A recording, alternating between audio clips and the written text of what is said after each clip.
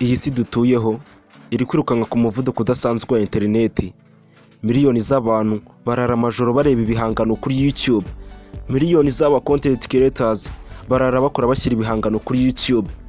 Miliyoni z'abahanzi ku isi yose dutuyeho barara amajoro bakora ibihangano bakabishyira ku rubuga rwa YouTube.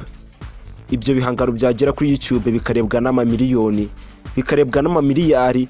Urubuga rwa YouTube nabwo rukabishyura akayabo, ariko muri ako kayabo niko ibihangano biba byarebwe n'amamiliyoni. Uyu munsi ku isi hari indirimbo nyinshi zigiye zitandukanye zagiye zirebwa n'amamiliyari. Ese mu Rwanda rwacu indirimbo zimaze kurebwa cyane ku rubuga rwa YouTube ni izihe? Uyu munsi ndaje ngo turebe indirimbo 5 za mbere mu Rwanda ziri ku rubuga rwa YouTube z'abahanzi bo mu Rwanda zimaze kurebwa n'abantu benshi cyane. Njye baguteguriye kino cyegeranyo, nitwa Jean Paul. Iyi ni Jean Paul TV show. Kanda subscribe, ufungure inzogera tugishyiraho video ugibona mu bambere. Uze gukanda like nimba kino cyegeranyo wagikunze, kandi wibuke gusiga udutima muri comment dusigira mu bahanzi turagenda tukubwira. Iyi ni Jean Paul TV show. Tuguha ikaze. Twihuse cyane ku mwanya wa 5 turahasanga indirimbo Why.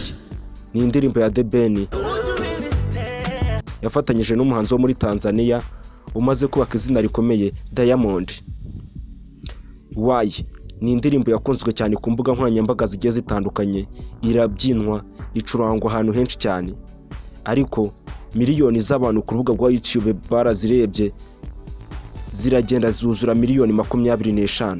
Ni Why ni indirimbo ya The Ben na Diamond Platnumz imaze kurebwa na miliyoni 25, akaba ariyo dufite ku mwanya wa 5.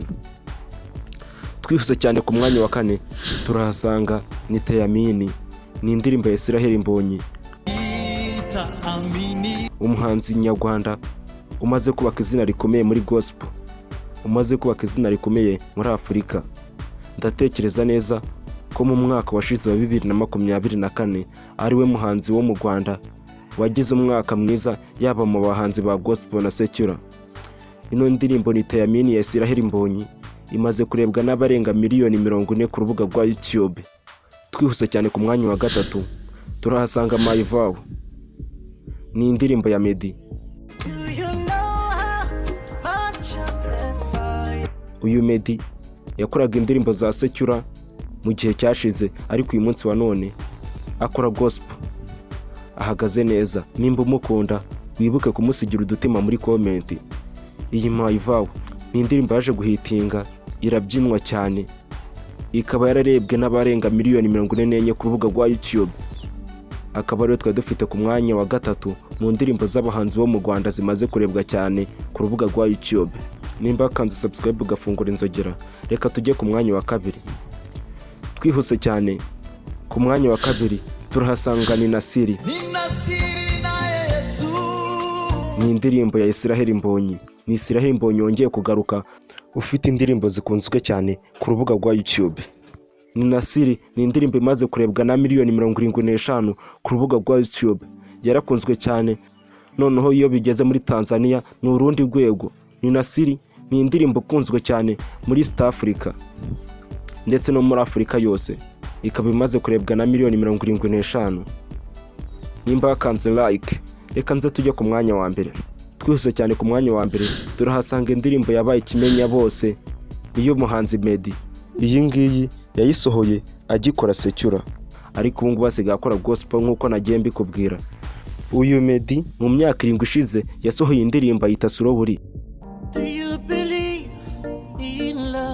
Ni indirimbo yakoze amateka yo kuba ariyo ndirimbo ya mbere y'umunyarwanda imaze kurebwa n'abantu benshi ku rubuga rwa YouTube, aho imaze kurebwa n'abarenga miliyoni 114.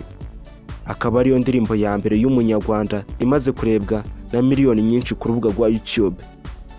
Nimba ukunda Meddy uze gusiga udutima muri comment. Nimba ukunda The Ben uze gusiga udutima muri comment. Njye wari wagutegura kino cyegeranyo, nitwa Jean Paul.